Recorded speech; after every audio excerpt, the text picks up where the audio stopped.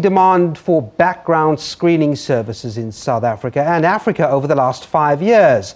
The latest background screening indexed by Managed Integrity Evaluation shows a hike of 11% in that period. Jennifer Barkhuizen is the head of supplier relations at Managed Integrity Evaluation. She joins me now. Jennifer, good afternoon. Good afternoon. Thank you for having me. All right, so we've seen this increase in requests for background screening. I was wondering, is it simply because perpetrators, if you want to call them, are more brazen, or are businesses a bit more astute in checking? Businesses are becoming more aware of the background screening industry as such, and they are seeing the benefits related to doing background checks, not only on new employees but on existing employees as well.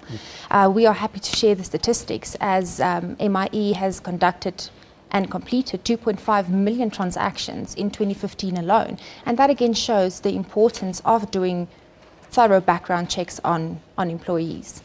Let's talk a little bit about the discrepancies here. I mean, I would imagine that academic qualifications remain a big chunk of that. Very much so. Qualification verifications has stayed stable from 2014 to 2015 at 16%. Which indicates the risk associated with all the qualification checks that we've done at MIE. And the reason for that is, well, there's actually a few factors, but you know, the main reasons are, first of all, is the highly competitive job market. The companies are looking for well-educated candidates, as well as the high unemployment rates within South Africa. And that then leads to desperation on the candidate side, where they will then go and alter or forge a qualification or their results.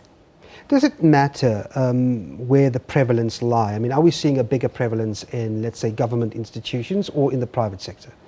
It's all over. Candidates are really becoming desperate in terms of just getting a job. So it doesn't matter where they apply, it's taking the qualification and altering it to show a better result at the end of the day.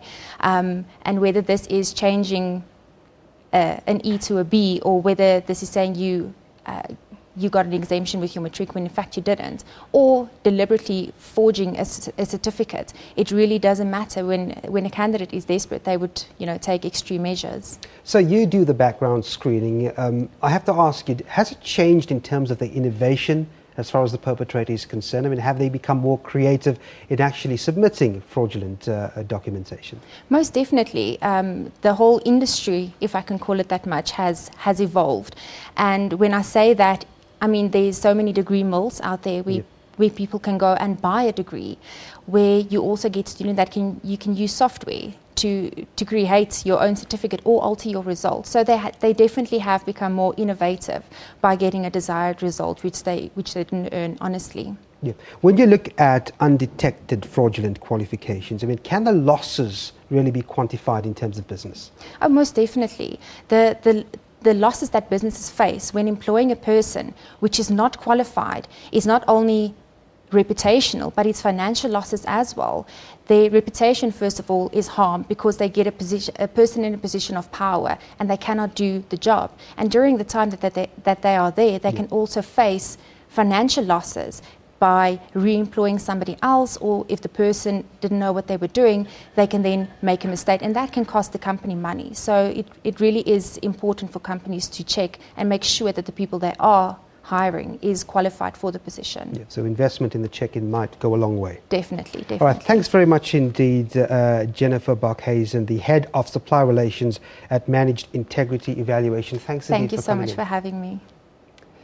Now, international business news coming up after the break.